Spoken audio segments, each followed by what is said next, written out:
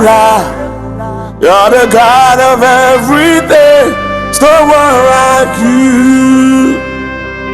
No one like you, Jesus. No one like you, Timo. No one like you. No one like you. No one like you, Master. No one like you, Father. You're the God of everything. There's no one like you.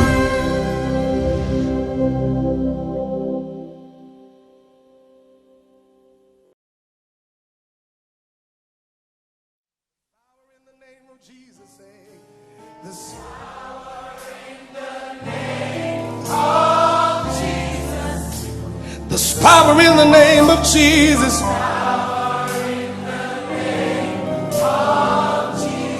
You guys are amazing, eh? Power in the name of Jesus. To me, one more. To me, one more. To me, one more. That's it. Come on, clap your hands unto the Lord. Hallelujah.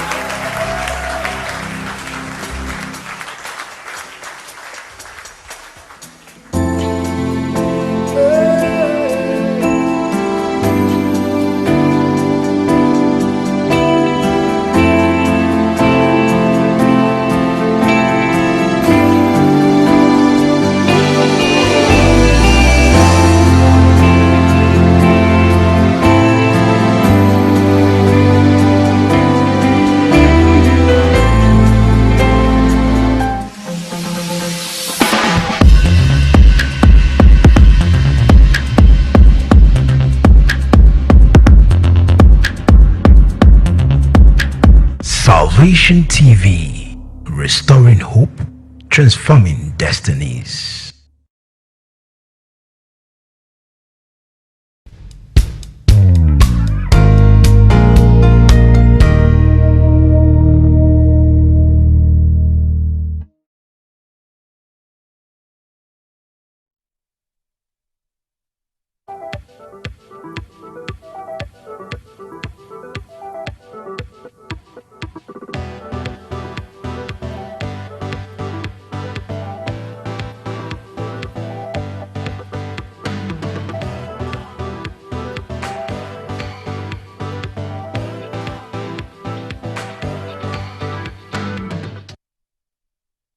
Welcome to another interesting edition of the program, Arise Shine Saturday Special Edition. It is another Saturday, and as usual, look at the top stories that made headlines in the course of the week. I am Kenneth OKZ, and of course, I have guests in the studios that will be doing justice to the issues we're looking at today. But we'll go for a quick break, and when we come back, meet my guest, and the conversation begins. Don't go nowhere.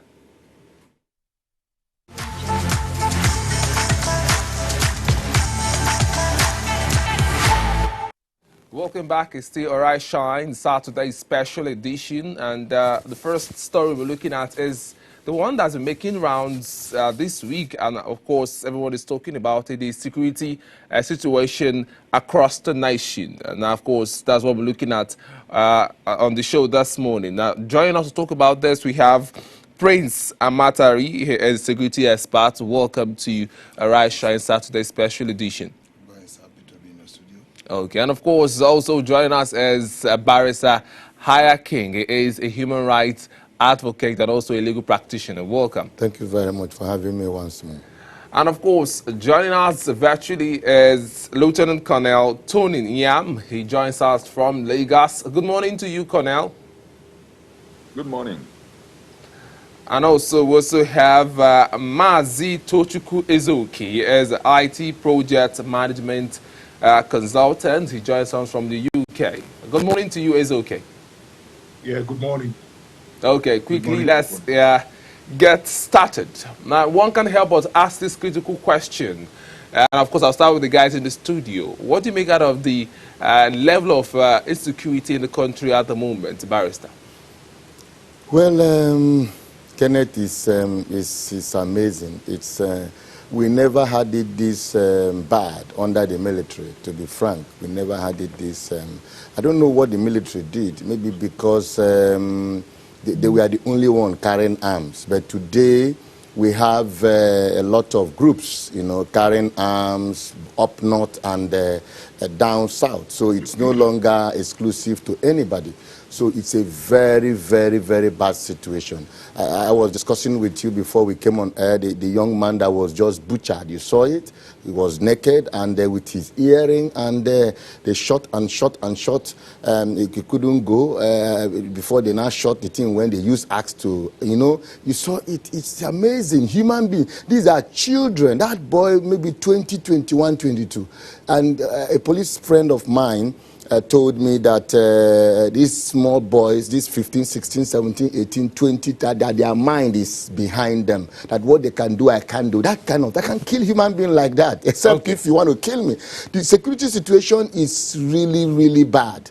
It's really all over Nigeria, not just anywhere. It's bad. Anywhere you are going, you see it. You see the videos. These things are not acted. I was saying maybe some of these things are acted. There's a video I saw human being piled up to a trailer height. A trailer, let me not exaggerate, a trailer height, human being piled up. I said, what's this? They say it's human being. It's on the video. It's been there on the internet. They say it's in Nigeria. I don't know whether Nigeria or elsewhere. But again, all over the world, the insecurity is extremely, not just in Nigeria, extremely very high. And it's a worrisome situation. It's worse under this civilian administration, beginning from 1999. Like I said again, the military were able to curtail it, maybe because they were able to hold the arm. But this time, because we have a lot of warlords and politicians, so everybody have his own group and everybody is empowered, it's getting worse. Except the federal government does something, it's going to be very, very bad. Okay, I'll come back to you in a bit. We also have the security expert in the studio. Quickly, what can help but ask a critical question?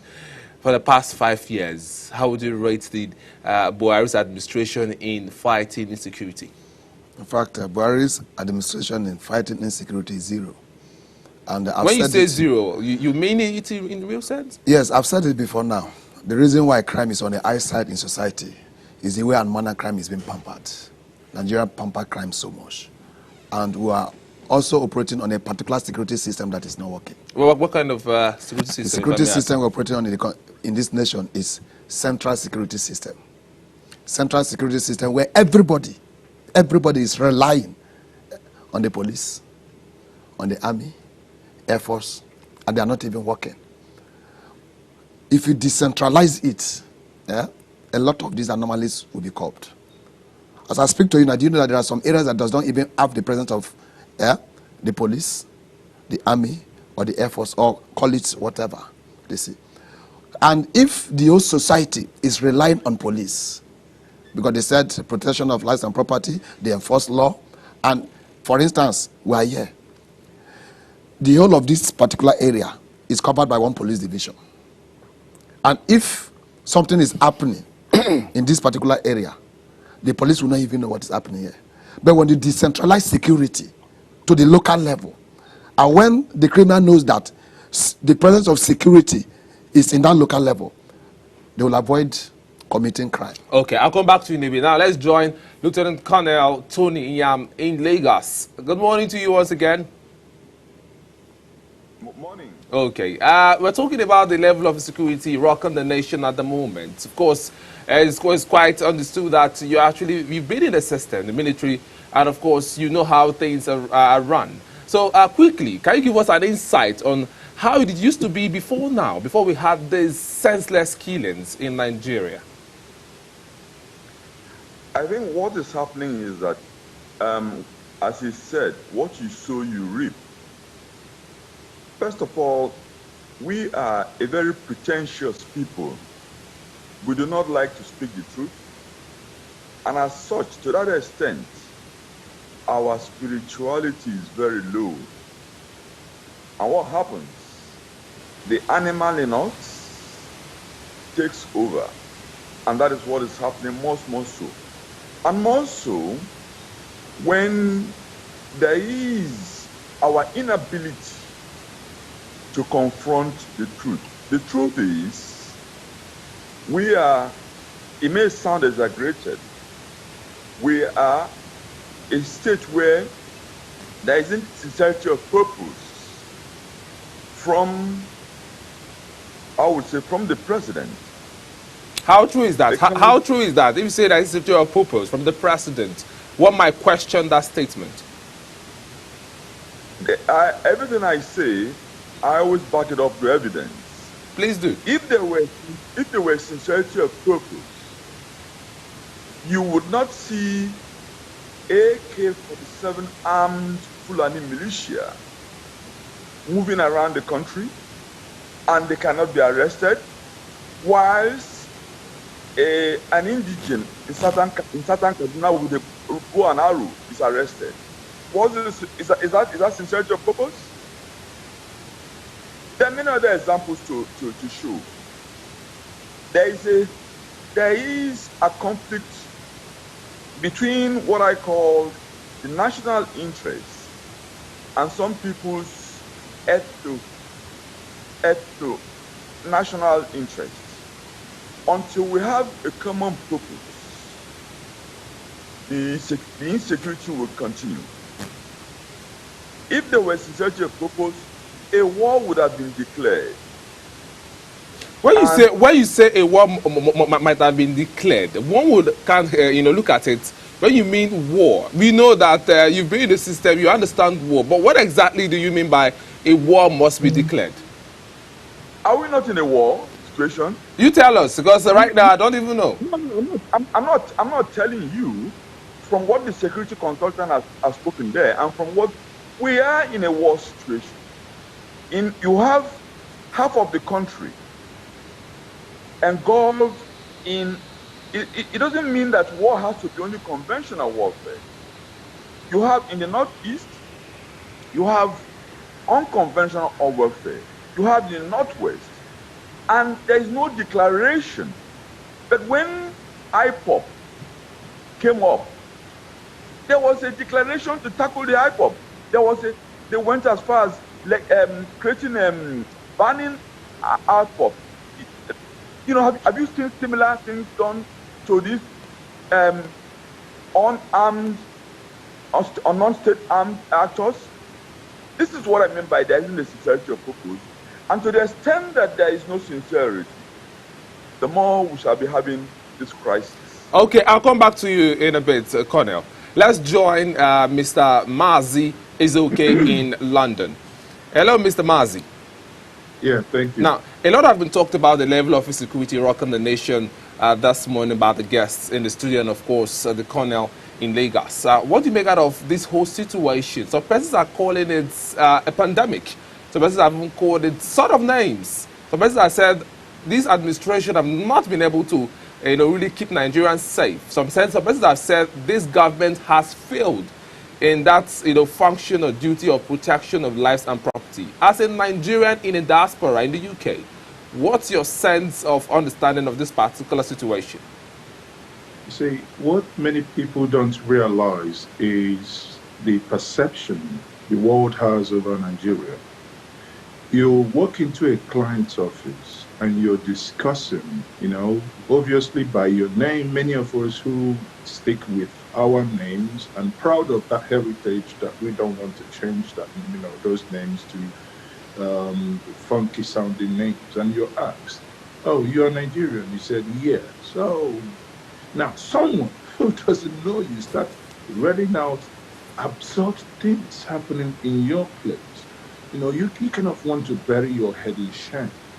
You ask yourself, these are individuals, these are leaders, these are people who promised us that they are going to come in and lead from the front. That means they are going to tackle the issue of insecurity head on. You see, as security experts in the studio, I've said security in my mind is not only those crimes that of gun, of weapons. Security goes further than that, because when you look at the level of, uncontrolled access to money that breeds this security. You know, this is there. You know, as it states today, there is no form of, and there is no hope that is going to stop anytime soon. Take for instance, I mean, the first person that spoke here talked about how a child was butchered. I don't know many people, many of you have seen it. It's not, it's decaying every day. A young lady, I believe in one of the southern, based on the background, one of the southern states was seen, her hands tied back, and someone was using machete on her. Now, up till now that I speak to you, there is no press conference, there is no nothing, there is no outrage. It appears the police is doing nothing. You know, you go to the military side of it, every single day you wake up, you hear children have been massacred in the Middle Belt, in southern Kaduna, in Nasarawa, in Zamfara state, even to the point that in Katsina, the president's own state. If you know, there is no gainsaying and calling it any other name, and I would say the current government has failed Nigeria in terms of the protection of lives and property, and they have failed abysmally. Okay. Who betide us that they are going to continue in this trajectory in the next 3 years? Quickly, to this particular question, lots of persons have talked about. You know, President Muhammadu Buhari held a meeting with the affected, you know, zones, its governors, and of course service chiefs, and he said that he lamented lean resources and COVID-19 as one of the things affecting the fight against insecurity at the moment. So, what do you make out of that particular, you know, statement from Mr. President? You know, sorry, you know, he's an elder, but I would say that statement is arrant nonsense. When I say arrant nonsense, I have no apology for that, because it's just, COVID started in March and hit us in April. For Christ's sake, as of March, he was already 5 years in that seat. Someone who has been there for 5 years, and COVID came yesterday and we are blaming COVID. Our soldiers, do you know how much it costs to train a soldier? And our soldiers are being killed like chickens by these bandits. What stops us from declaring a total, you know, look at when the Chadian soldiers came. I mean, there are things sometimes when you say them as it appears you're not appreciating the nation, but you can only appreciate good works. Look at the Chadian soldiers coming in with rackety equipment, coming in with rackety Toyota Hilux vans and trucks, being able to wipe and mop up hundreds of these people are now handed over to us. What have we done? We've relapsed. Come on now. This is not, honestly, you know, when I hear such statements, you know the tragedy here. The statement every single time is the same. Oh, okay. We are meeting in closed door meeting. Please stop meeting in closed door and meeting in open door. Let us know what is happening. At this point, let's join Colonel, because he's a very tight person in terms of professionalism when we look at the army. Colonel, are you there? I am. Okay. A very quick one. Governor of Borno State, he cited poverty as one of the reasons why people are joining Boko Haram. What do you make out of that? Because that's a very strong statement from the governor of Borno State. The governor of Borno State is a man I admire, one of the few governors, and he, even though I would advise at times his outbursts on military men, I would have thought he should direct it more to the top echelon, beginning from the president, who is the commander-in-chief, and the chief of army staff, and not on the soldiers on the field. Having said that, he's a man I admire. He's completely right. So you're saying he's true? You're saying what his statement is actually true? It's correct? Well, that's what even my colleague Marcy has just alluded to. The level of poverty and the increase in poverty side by side with the affluence of politicians in itself causes tension in a man's head and mind. That tension is what you may see outside as easily someone else can come and recruit someone. Okay, I have to come in here, Colonel.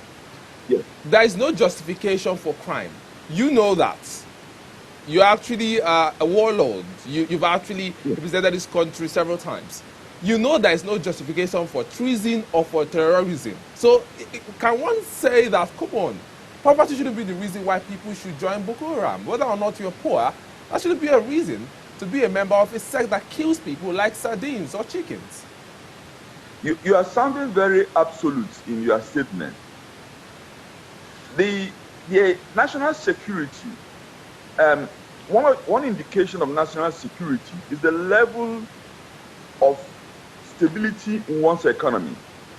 Now, if you have a people like the people of Borno, whose economy have been destroyed, or if you have someone in southern Kaduna, whose agricultural farmlands are being attacked by President Muhammad Buhari's kingsmen, armed, and nothing is being done about it. You are saying if the person reacts, is that criminality? Someone has to at times rise up in self-defense. So I think we shouldn't be too absolute in saying there's a connection between failure in governance and insecurity. Okay, Colonel, I'll come back to the debate, but let's talk to guys in the studio.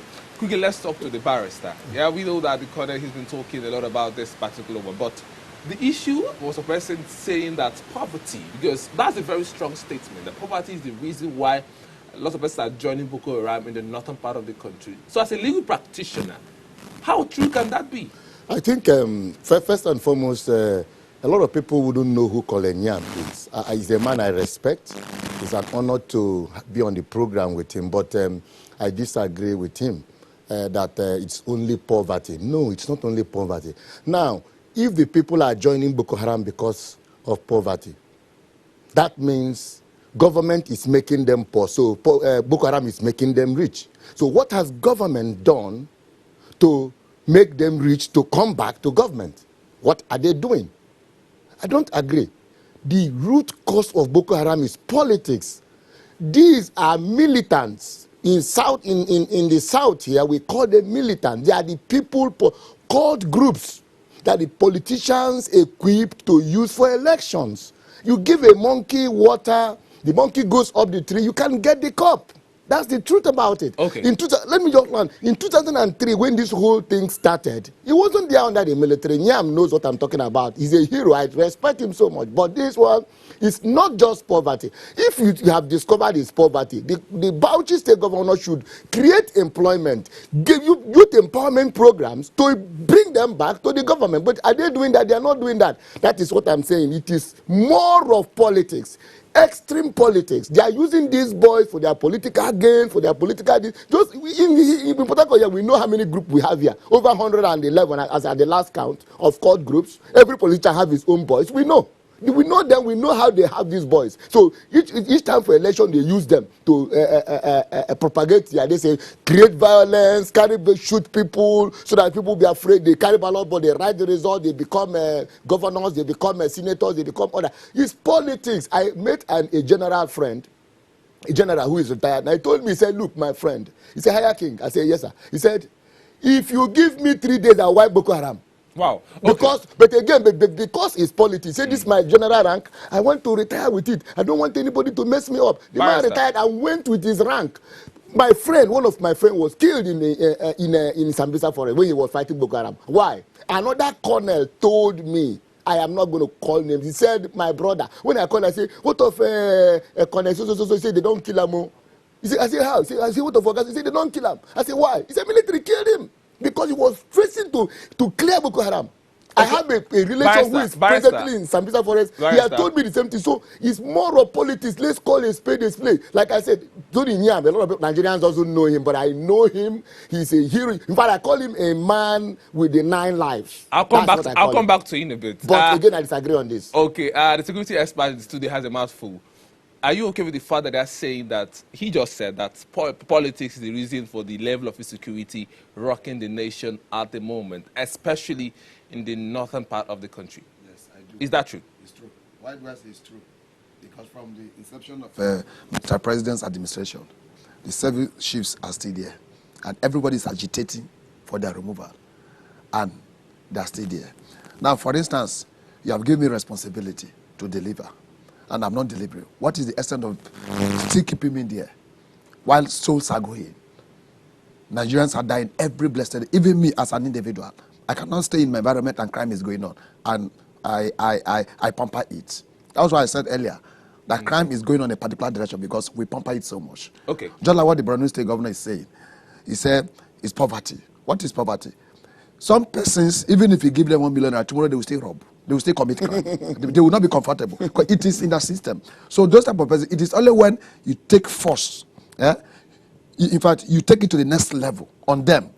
That is where they will, if I happen to give you practical instances, an example of criminals that don't want to repent until you take them to the next level. That is when repentance comes in. Okay. A criminal that goes and gets 1 million naira, somebody that kidnaps and gets 10 million naira. What type of job are you going to give to him that will make him to repent? I get him. You crush him. Okay, but quickly, the northern governors have urged President Muhammadu Buhari to actually equip the police to actually combat the level of insurgency in the north. So is it a matter of equipping the police here, or a matter of purpose or interest, like some persons have said, or the will? It's not a matter of equipping the police, it's interest. But is the police well equipped to fight us? No, they are not well equipped. No, they are not. When I tell you, when I say they are not, because I'm very close even to the police. When I talk about fighting crime, we talk about mobility, we talk about logistics, we talk about communication. The communication system in the police is very poor. The mobility system is very poor. The logistics system is very poor. A policeman don't even have accommodation of his own. They sleep under the barracks. It's true. And at the end of the day, you want that policeman to deliver. He will not deliver. Rather, he will want to... Go to the police yes. and you see them sleeping on the bare floor. Okay, come back to you. So when I talk about government is playing politics with security. Okay, I'll come back to you. At this point, the conversation is getting a lot intense and, of course, dramatic. But we can't help but go for this quick break. And when we come back, the conversation continues. Don't go nowhere. Please stay with us.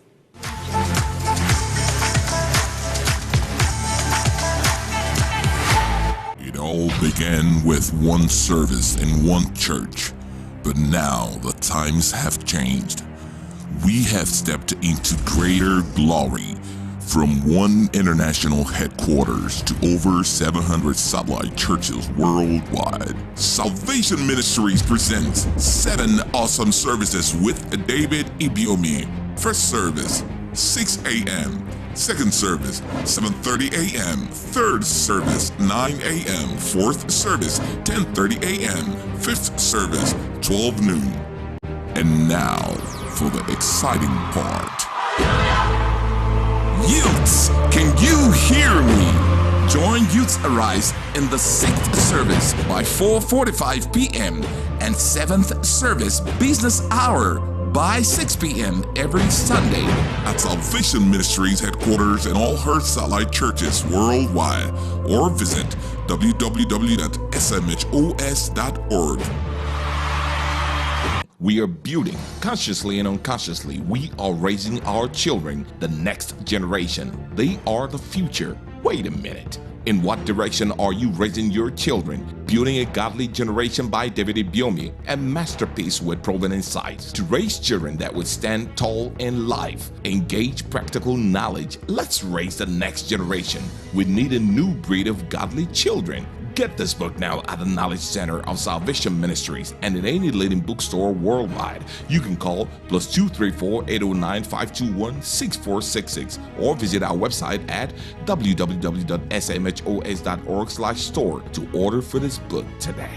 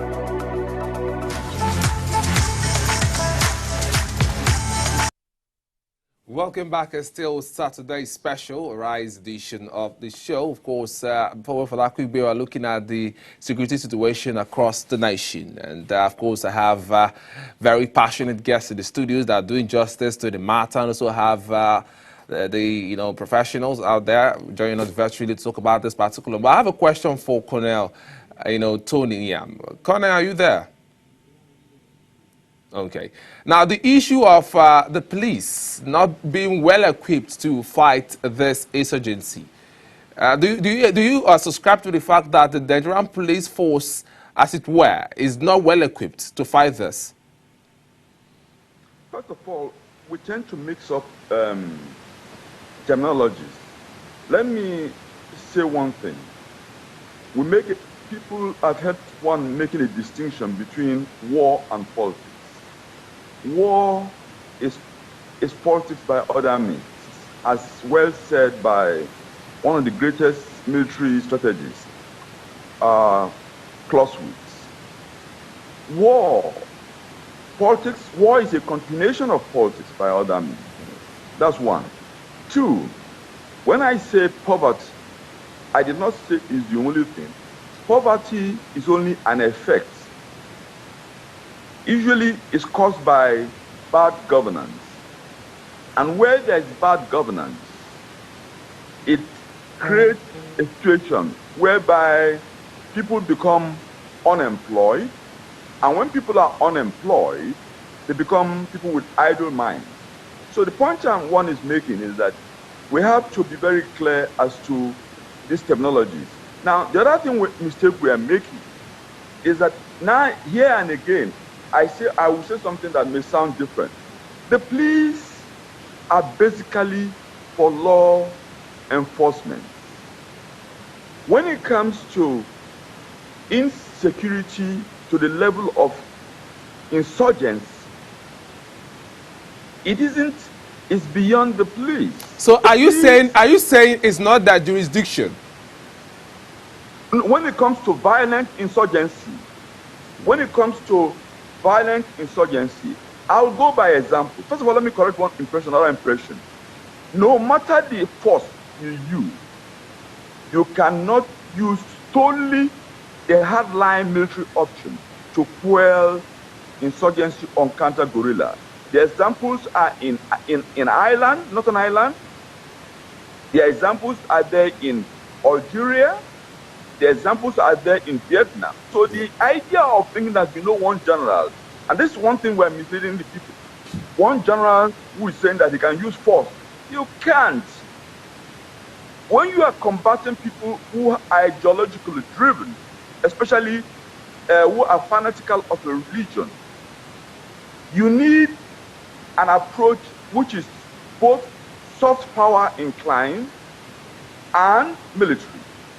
In other words, you need, for example, I have always said that we need 4-pronged attack to deal with insurgency in the Northeast. Military hardline approach alone will not work, no matter how much force you bring in.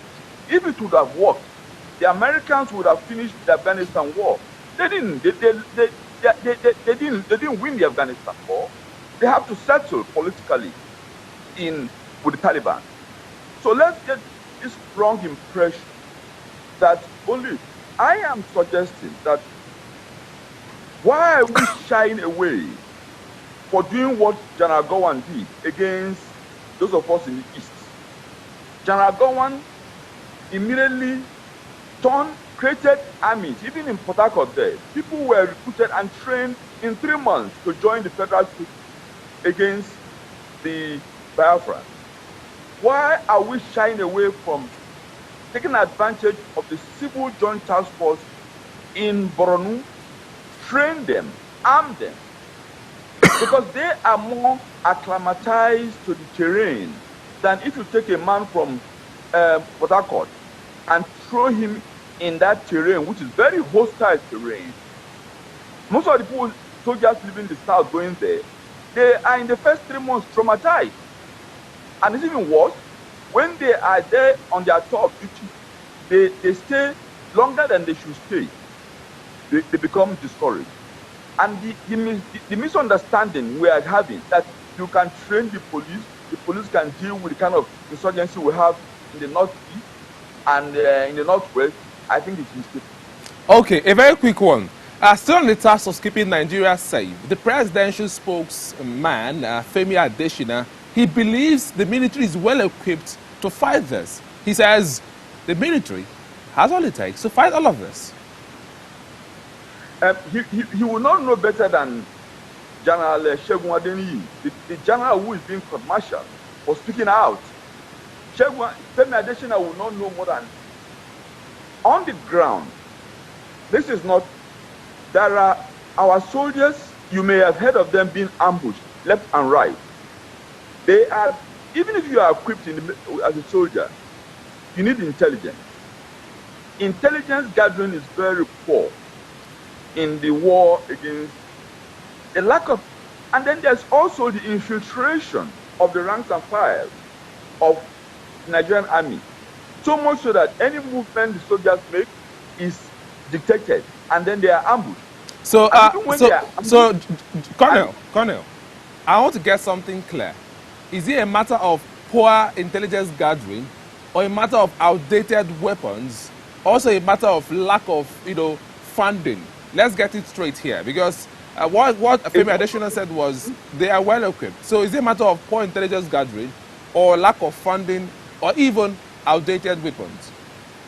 No, they have weapons that are not as effective as some of the insurgents. For example, you have someone in a soft-skin Land Rover moving against someone else who is mounted on a motor machine or Hilux, but armed with RPGs, rocket propeller guns. In other words, the differences in power from a man who is on a faster vehicle armed with RPGs against someone who is moving on a soft-skin vehicle. Obviously, this man who will hit and run is in an advantage because he has initiative. So to the extent that our troops lack what they should, the kind of vehicles that they need in Southeast, which are called mine persistent and ambush resistant vehicles. They don't have them. That's why General Segun Adeniyi, who is being court-martialed now, he was a theater commander. He had to come out in a way that it was a leaked information to the public to show that they are not well armed. Okay. And if they are not well armed, who is the organization to say that they are well armed? Okay, I'll come back to you in a way, but let's talk to Ezeoke in London. Hello, Ezeoke. Yes. Okay.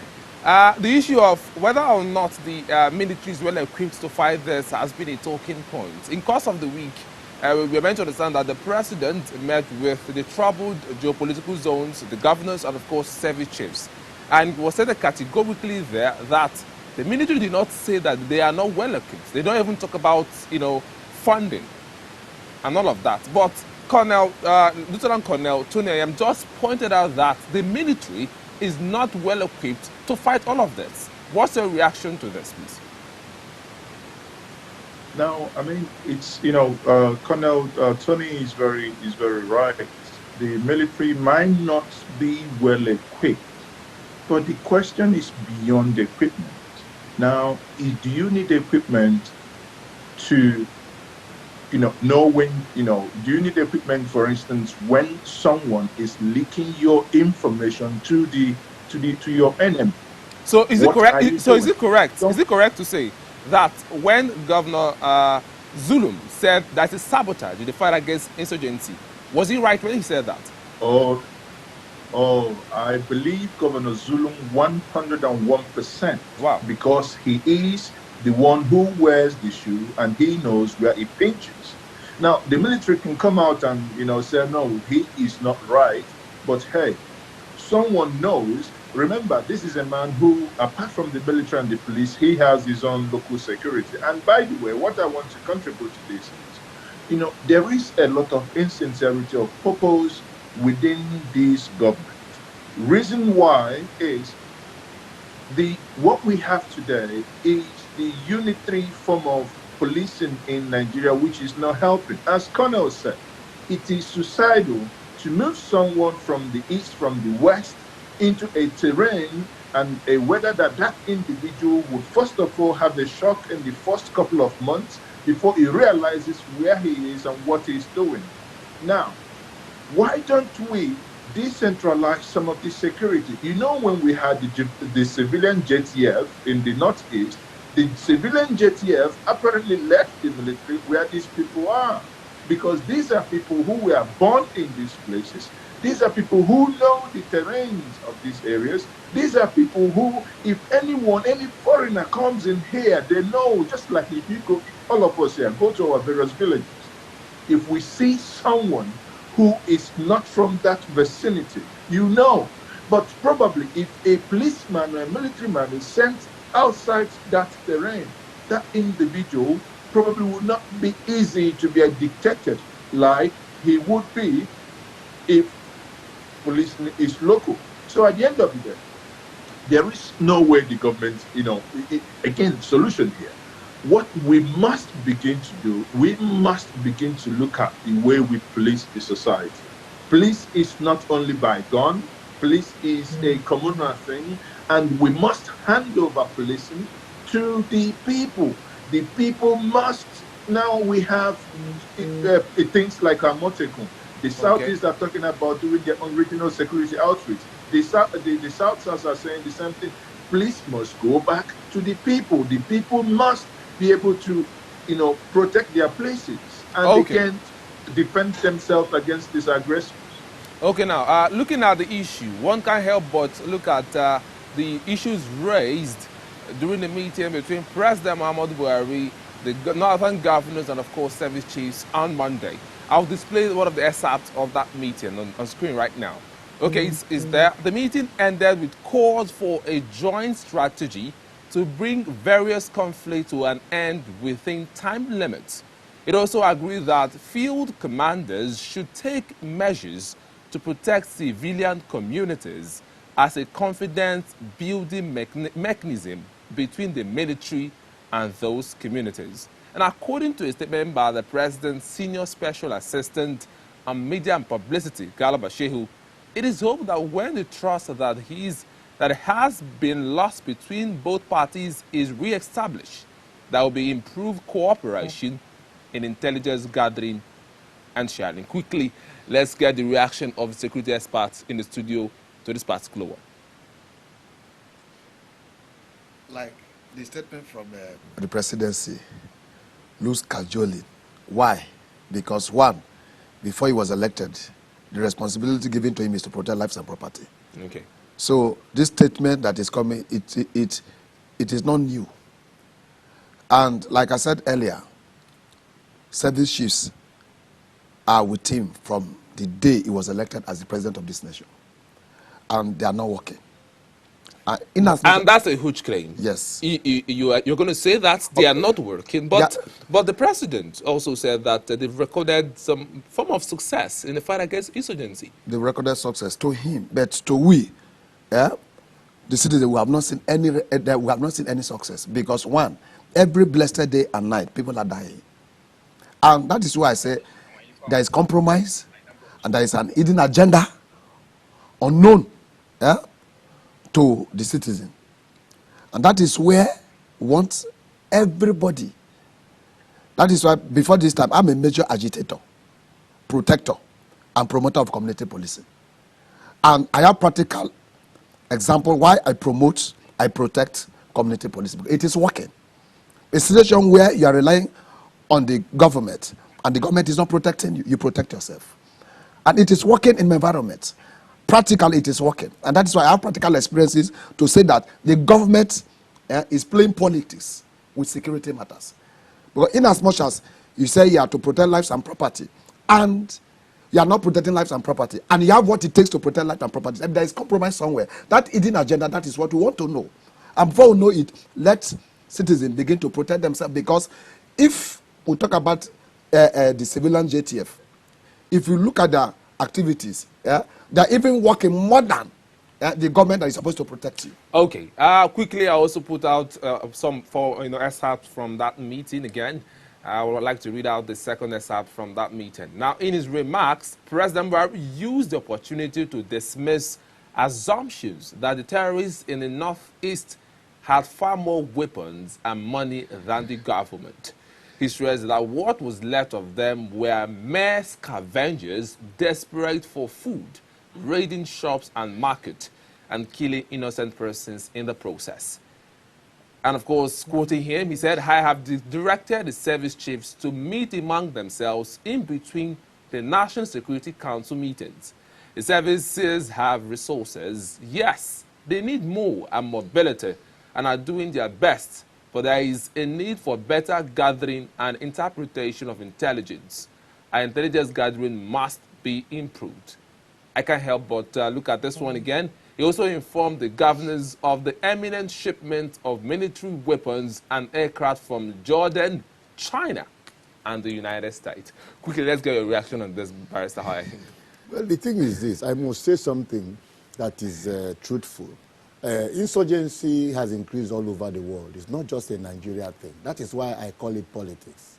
In the East, in the Far East, is politics. Look at what happened in Libya, Jordan, Syria, and all. Why has that war not ended? So it's not a peculiar thing to Nigeria. Having said that, Nigeria should do more. They are not really doing more. I agree with what my colleague in the studio here said, That is why I still hold on that it's not just poverty. Because now the president has said that they don't have money more than the Boko Haram. Sorry, more than government. But again, they seem to have more weapons and more money than government. Because if poverty is making them to shift allegiance from government to Boko Haram, then there is a problem. Why don't you create jobs? That is why I see go to politics. Because politicians, maybe they don't want to create jobs. Because I tell you something, in the 80s and 70s, 80s, at least the one I witnessed, as you are coming out from secondary school, okay, in the 50s, 60s, it was school start. School start, immediately you get job. After 70s, it was no longer school, was school, I'm talking about, no, standard 6, I mean to say. In the 60s, 50s, standard 6, you get a job. Now, 70s, it became school start. You get a job. So if these people have jobs, if these politicians created jobs for them, where would they have the chance to go and join Boko Haram? Barrister, Barrister, I have a question for you right Yes. now. If you look at the level of insecurity, for instance, the armed killer headsmen, Fulani headsmen, are they educated in the first place? That is what I'm telling you. Okay, just answer the question. No, they are not. Okay. They are used for an agenda. There Okay. is something they are driving at. Like Colonel Nyam said. He said that, look, that these people are driving a religious ideology that is difficult. I agree. The war in Vietnam, America didn't win it. I know all that. I know all those history. I read criminal history and law history and military history. I read them. I know that. I agree with you. It's not easy. But what we have in Nigeria is not the same thing. This is America going to another country. But this is in between our country. In between our country, we can crush them if the politicians agrees. Okay, I'll come back to you in a have been bit. killed because they are insisting that this thing. Look at General Adeni that is being tried right now because he spoke out. In military, he knows you don't speak out in military. He shouldn't have spoken out. Don't be surprised his career is ended. That was what my general friend told me. My general friend told me, I won't talk anything, I won't do anything. You see this rank, I want to maintain it. And the guy kept quiet because it's politics. That's why I say it's politics. Politicians are the problem we have. That's the major problem. They don't want to create jobs. They don't want to buy the military this thing. They don't want to do all this so that these boys will keep on coming to them. Okay, because teach a man how to fish, not to be giving him fish. At That this was why point, I also condemn the issue. Sorry, I also condemn the issue of paying militants. What do you call it? Stipend. Those 65,000 naira. Yes. I was not part of it. I know many of them that ran away. One of them was sent to South Africa to train. His first training was South Africa. Second one was supposed to go to London to be a pilot. That boy is in Port Harcourt now. I speak to you. He didn't go back. Plenty of them like that. okay, Barrister, at this point, we have to join, Ezeoke right now. Ezeoke, are you there? Yes, I am. Okay. Now, the issue of insecurity and the fact that some persons are saying that poverty or maybe lack of jobs could be the reason why we see the senseless killings in the country. For instance, the Fulani herdsmen, I'll ask the question I asked the barrister. The armed Fulani herdsmen that go about with cows and carry AK-47, do they actually need jobs to stop killing people? That's my question. The bandits that go to villages and kill people on a daily basis, is that a result of lack of jobs? That's my question, please. No, that's, it's nowhere in this world justifiable. Now, the Fulani man or the headsman, let's put it, generically here, the headsman who moves with AK-47, is doing his business. This is his line of business, protecting his cow. So he's not in there, he's not jobless, he's doing his job. Now, the bandit going out to kill people, whether by, religious belief, whatever that case may be, it is the duty of government to stop it.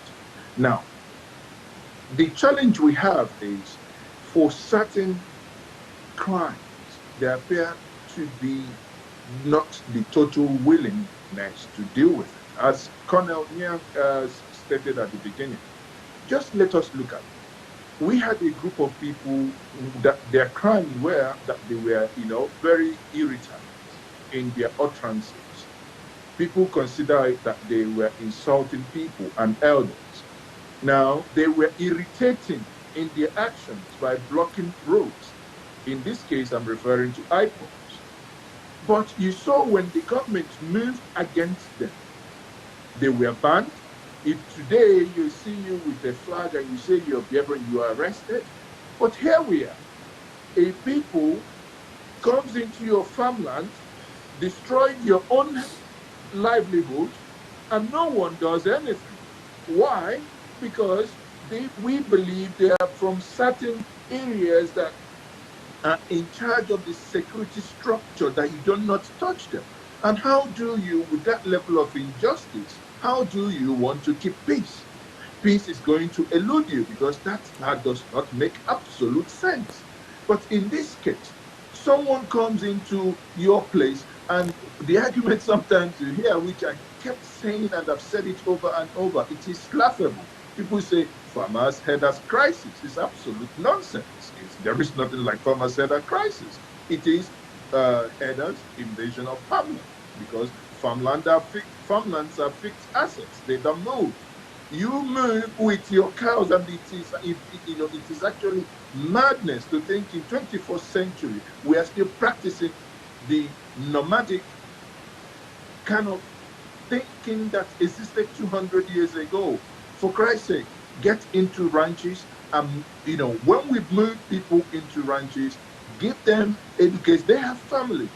Of course, give the children education within these areas. You will see gradually, then you deal with those that are foreigners coming in. Okay. We can stop them somewhere. The governor of Sokoto has once offered that he is going, even Kanu, Ganduje Kanu, yes, said that he's going to offer them a place where they can congregate, come together, and tender to their cows. But why is no one taking that? So again, it leads to that insecurity, because at the end of the day, when these two clashes happen, lives are lost. So at so many strata, this is not helping us to get a grip on this insecurity happening in the country. Okay, quickly, let's talk to Colonel Tony Yam, the warlord. Warlord, are you there? I'm not a warlord, my brother. I'm a simple human being. Okay. Yeah, that was meant to be a joke. But quickly, let's look at the last. No, I know. I'm also joking. Okay. So, looking at the ESAPs, the last one we took, we'll have the IT guys display that particular one again for you to get a better understanding of what we're talking about now. Sure. Sorry. Okay. Now, he said, I want to read one of the excerpts from the meeting between Buhari and Northern governors. So please just listen. In his remarks, President Buhari used the opportunity to dismiss assumptions that the terrorists in the Northeast had far more weapons and more money than the government. He stressed that what was left of them were mere scavengers. Scavengers, he said, desperate for food, raiding shops and markets, and killing innocent persons in the process. And of course, quoting him, he said, I have directed the service chiefs to meet among themselves in between the National Security Council meetings. The services have resources, yes, they need more, and mobility are doing their best, but there is need for better gathering and interpretation of intelligence. And intelligence gathering, he said something about that. He also said, this is what I want you to react to. He also informed the governors of eminent shipments of military weapons and aircraft from Jordan, China, and the United States. Now, you talked about weapon when we started this conversation. And quickly, can you dissect what you said a little bit, or maybe just oppose it with President Muhammadu Buhari's statement? First of all, let me begin by saying that, and with all humility, there is presently no proper structure for managing national security in Nigeria. Is that not a huge claim? What we have is a dysfunctional structure. And what is indications? The obvious indications is that a national security council or meetings, you don't showcase the meetings. Or you only, if you watch, as was done in Chad, close by to us, as was done in Ghana against Fulani heads, AK-47, a president comes out to announce his results of his action. He doesn't come out to tell us, I'm having meetings. Security meetings are held always in the war office quietly. It is the result that is reported. Here we have a ritual. Every time service chiefs are meeting and all saluting with the best of salutes. That is not what we want to see. So that's the one point. On the issue of the president himself, you didn't read that. He said he was surprised at the level of the movement of arms. I don't know why you read that. Yes, the president said he was surprised. Yes. How could a president be surprised when he has intel every week coming in? He has intelligence operatives in every ward of the country. How could he be surprised by that? And this is where the issue of sincerity of purpose comes in.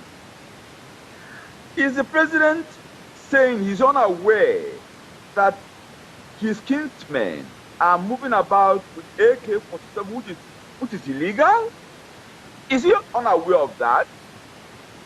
So the point is this.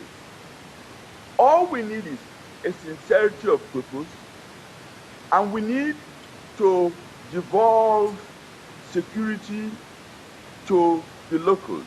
As someone else was saying earlier, policing is always and everywhere in the world a local affair matter. I had time to go to India and spent with the Mumbai police force. In India, the police, it's by the provinces. There's no federal Indian police. There's nowhere else in any federation, especially as big as Nigeria, that has a centralized police force. Policing is, if you go to Germany, policing is stated, is local, is states, Canada, America, anywhere. So why are we keeping a centralized police? I will tell you why. The reason is this. We have people whose intention is always to keep the rest of the country down. We have internal colonizers in our midst. And those were the people we rose against 1990. Nigerians refuse to face the reality that we have amongst us a people who want to colonize the rest of Nigerians. That's what we see playing out in Plateau, in Nasarawa, in Southern Kaduna. Okay, Colonel.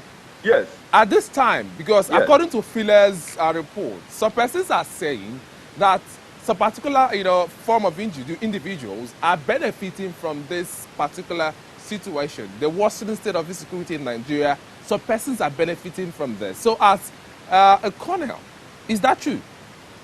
Yes. Okay.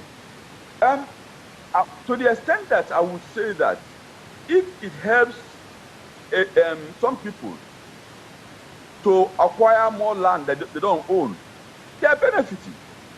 If you go to southern Kaduna now and Plateau, the indigents, the landowners have been displaced. In southern Kaduna, there is a community of 78 hectares of land taken over by people from outside the territory. So to that extent, some people are benefiting because the more the chaos goes on, the more land they can grab and hold for themselves.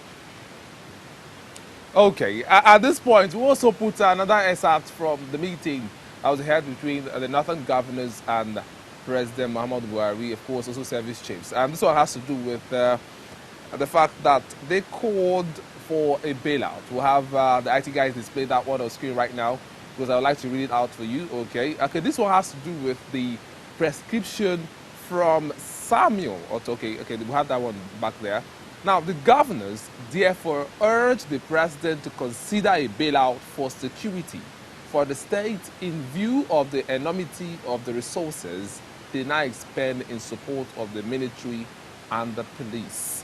I can't help but ask this critical question. The issue of bailout, governors in Nigeria, they always ask for bailout.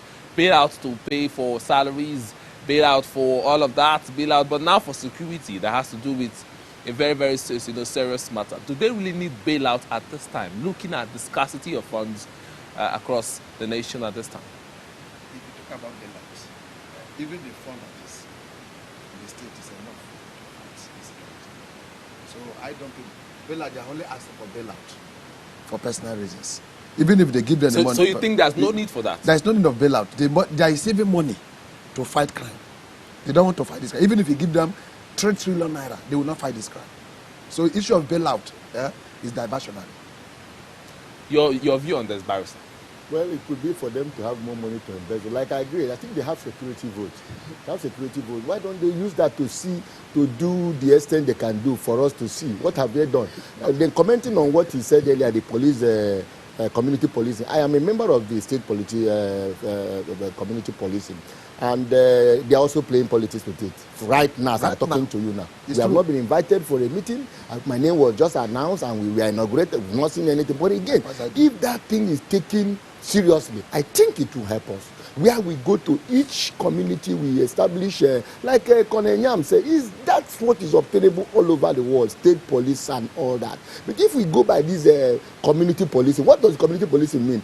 Get people from the community there, get them, let them be recruited or trained and all that, let them be given intelligence report. Like you said, if you enter any community that you are a stranger, you will be looking odd and strange. In fact, you are strange because you're a stranger. The name strange will just envelop you. So, you'll be looking at it. Immediately they will spot you out. So no criminal will operate there. All these people that kidnap people and go and keep in a community and all that, government will say, oh, we are going to demolish your house. They are do it with the collaboration of the locals. If you, how can you bring, you are from Sokoto, you now come and kidnap someone and come and keep in my village in a River State here? How can you do that without my boys in the village? So if the boys in the village are working with police, they will not allow you to do that. Before you know, these things will face that. Like I said, it is still politics. Everything in Nigeria is politics. Now, everything Colonel Nyam said is boiled down to politics. Somebody wants to let his ethnic group dominate the rest. Otherwise, like he said, what are we even doing? Let me tell you, it is even the ability that gave us central government, unitary government. We didn't have it up to 1966. It was, what do you call him, Major General Agui Ironsi, that took everything to Lagos. And when the military saw it that is better, they kept it. See, the civilians who were We had regional governments. They know before 1966 January, Okay. before they took it to Lagos, and nobody has reverted to the status quo till today, including police. We have Dansanda in the north, we have Kotuma in the south here, we have all those things there. Now, what we had before that was doing well, we reversed all of them. And seeing that even the one that we have reversed is not working, we are not even changing. Somebody said there is what do you call it? There is a light in the pipeline. We have not even entered the pipeline. Okay, Don't talk Barrister, about Barrister, seeing at this light in the point, pipeline. I will have to actually look at one of the prescriptions. I like to call it a prescription because he made headlines, he even raised eyebrows in course of the week. The governor of Benue State, Samuel Ortom, prescribed the solution to this particular situation. And it's there on screen. I'll read it out to you.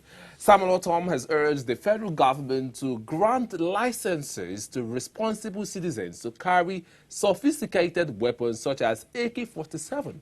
Interesting. As part of measures to curb the rise in insecurity in the country, the governor said that the policy should be backed by a strict legal framework to prevent illegal possession of arms by the citizenry without exception. I agree with him completely. So is this I agree with this him. legal? No, I agree with him. No, I agree.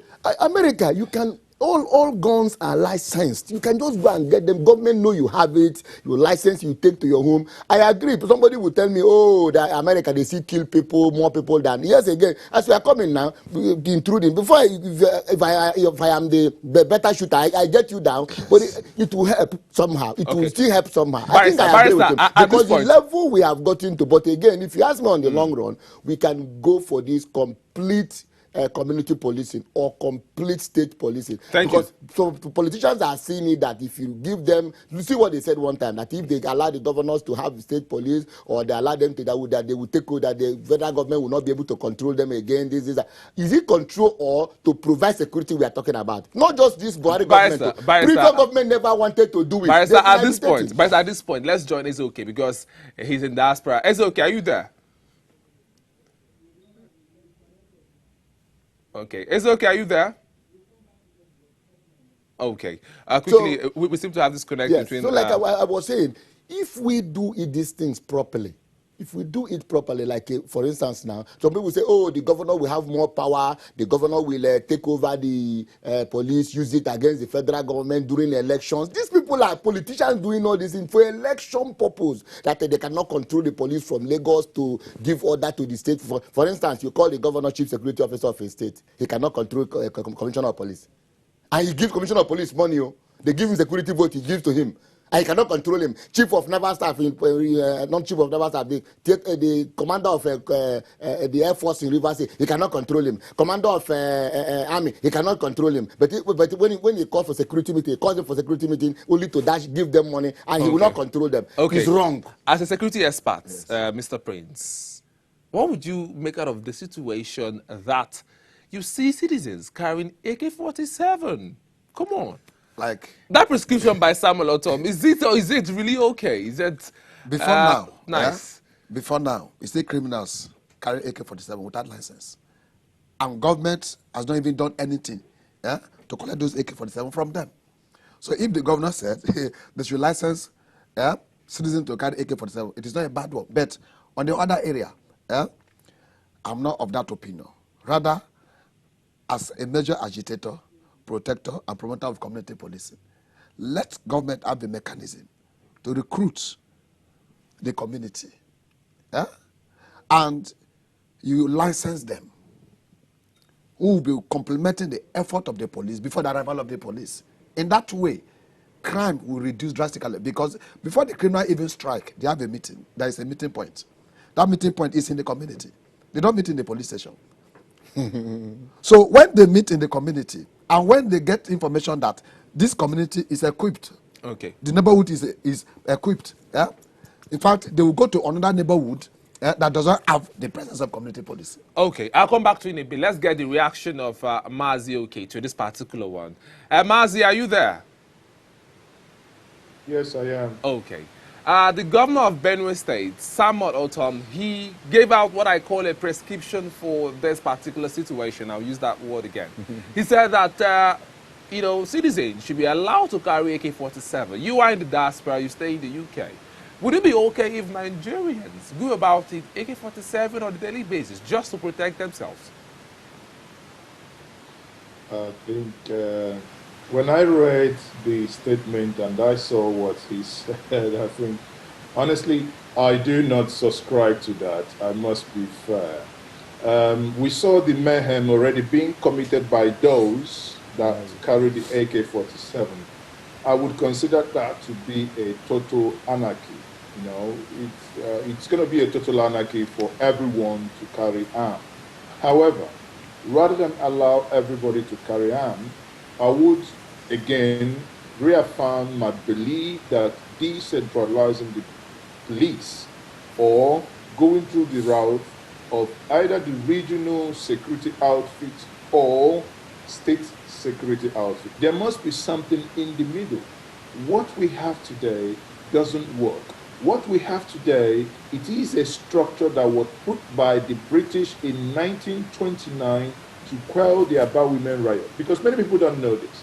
What actually is happening here is when we had the Aba Women riot, you had the local police within the East that could not shoot at the women because they know these are our mothers, our daughters, and our wives.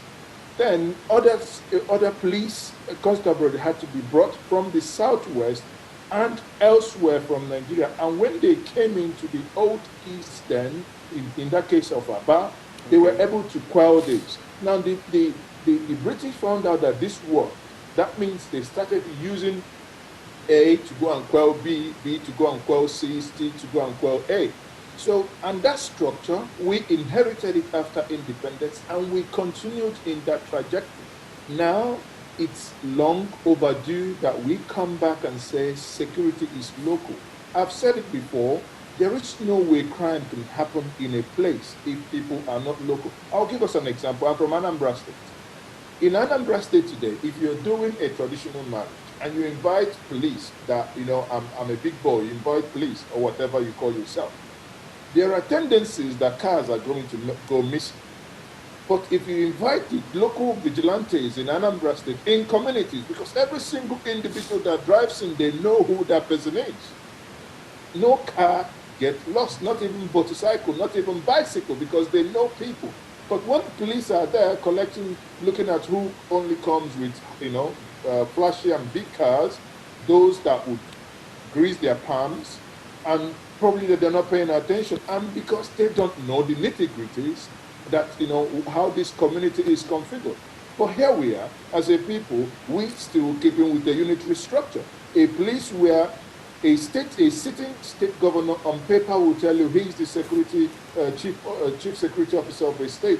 Yet, if anything happens, he's going to go and get orders. We all saw 2 weeks ago the former governor of Zamfara, that is Yari, when Yari said in an interview, and he said during his time the reason why he resigned, a sitting governor resigned as the chief security officer of a state, was because he had intel that his state would be attacked.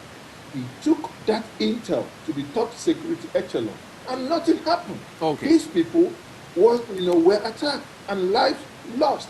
And he said, what's the point of answering the chief security officer of my state? I cannot protect the life and properties that I'm sworn to protect.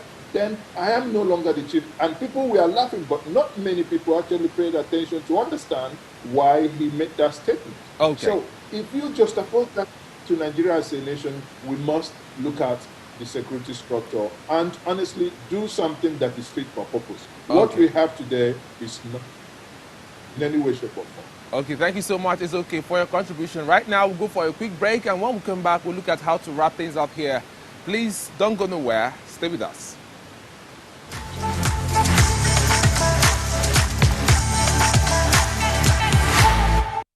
5 Nights of Glory 2020 marked the gathering of giants, the salvation of souls, counting into tens of millions, the birth and rebirth of gods in the form of man. 5 Nights of Glory 2020 marked the making of man. Day 1, the making of Abraham. Day 2, the making of Joseph. Day 3, the making of David. Day 4, The Making of Paul. Day 5. The Making of Jesus. God is the maker of man. Until you are made by God, you'll be limited in life. If you are self-made, you'll be self-destroyed. Learn what it takes to be made by God in this series and gain flight to your next height. MP3 and DVD messages are available worldwide. Please visit the Knowledge Center closest to you or www.smhos.org/store.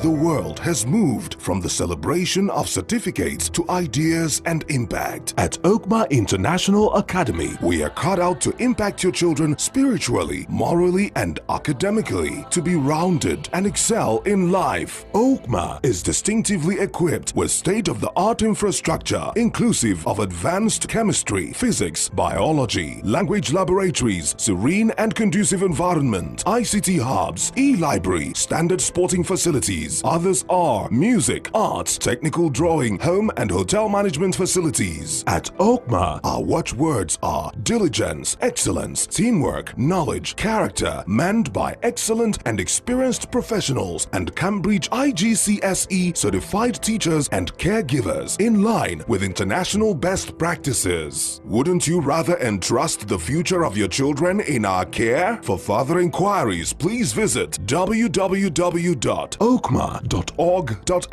Oakma, raising a generation of leaders in character and learning.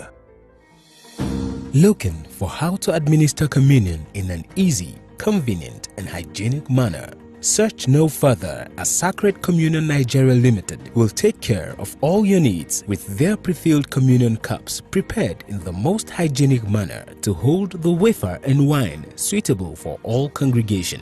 It is economical, time-saving, 100% grape juice. Contact us now on 0802 318 2664 or 0806 918 4324. Email sacredcommunionwine@gmail.com. Visit us today at Sohon Kudenda Industrial Layout, Kachia Road, Kaduna. You can log on to www.sacredcommunionwine.com. Sacred Communion. Communion made easy.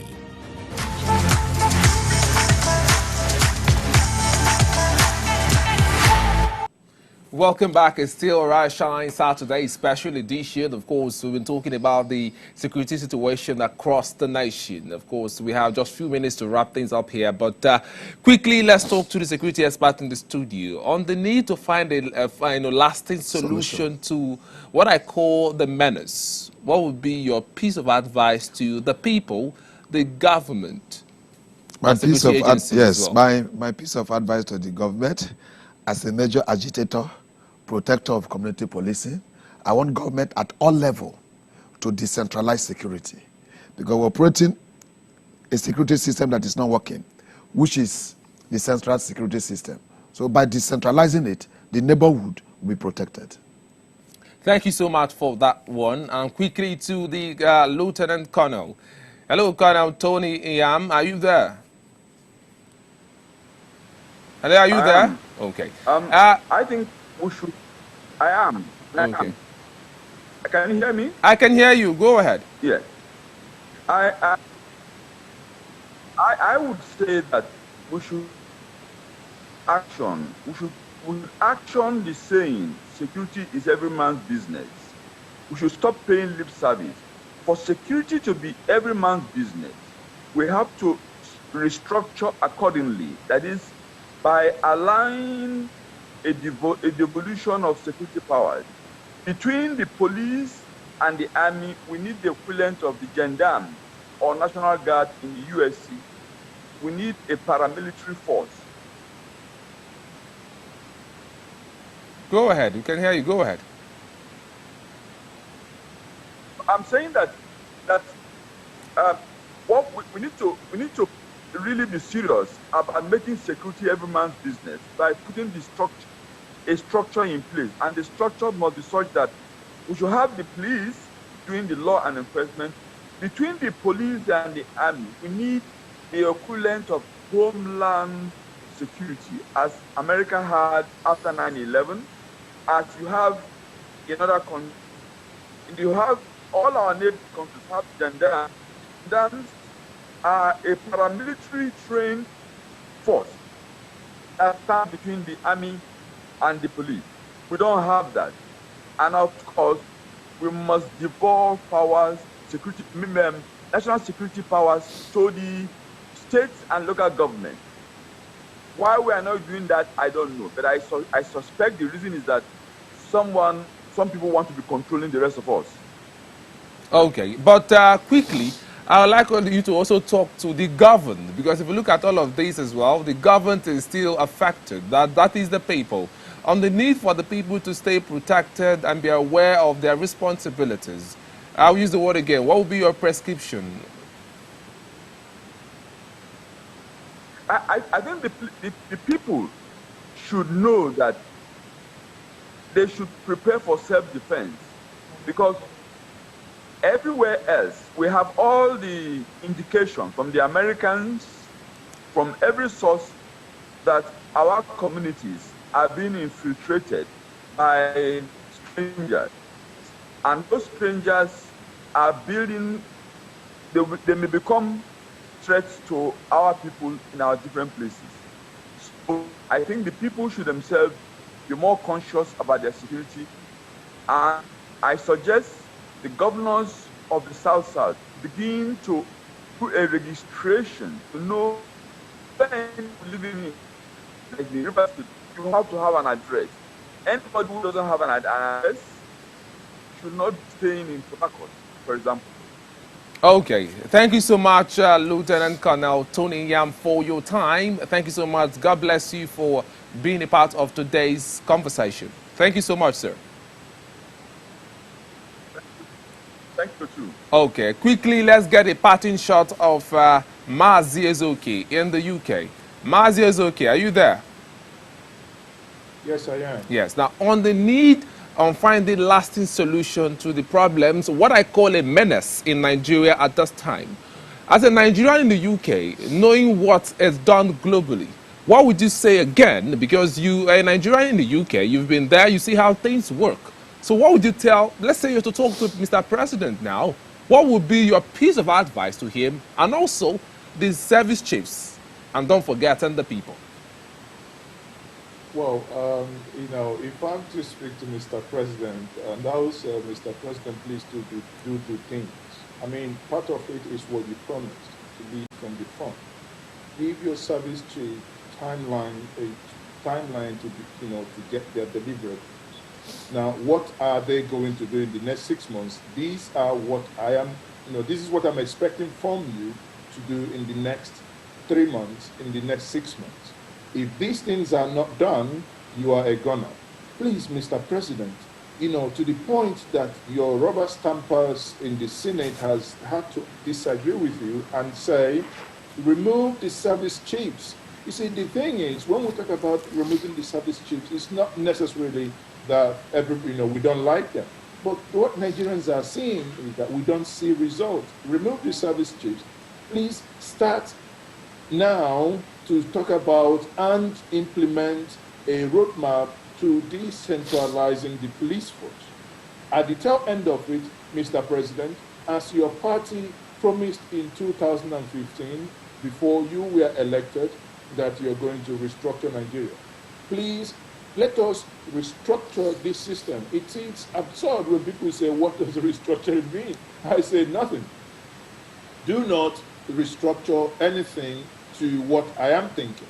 Restructure to what is in your own committee of 2017-18, that is the APC committee led by Nasir El-Rufai.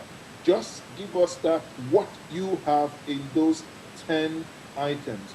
We will be happy with that, because that included taking care of this security. Once that is done, Mr. President, we know we are getting somewhere. Thank you very much for having me.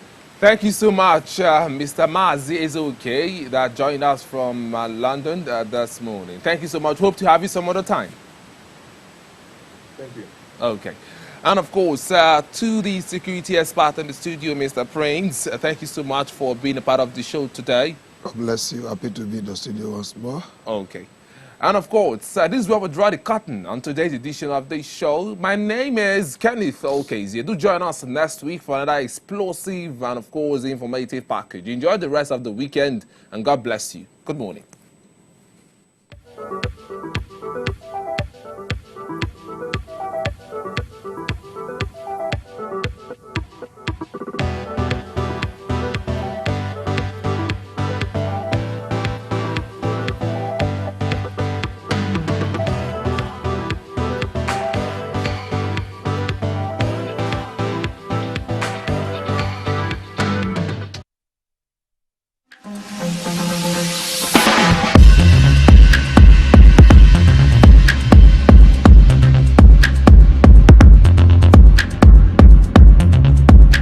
Salvation TV, restoring hope, transforming destinies.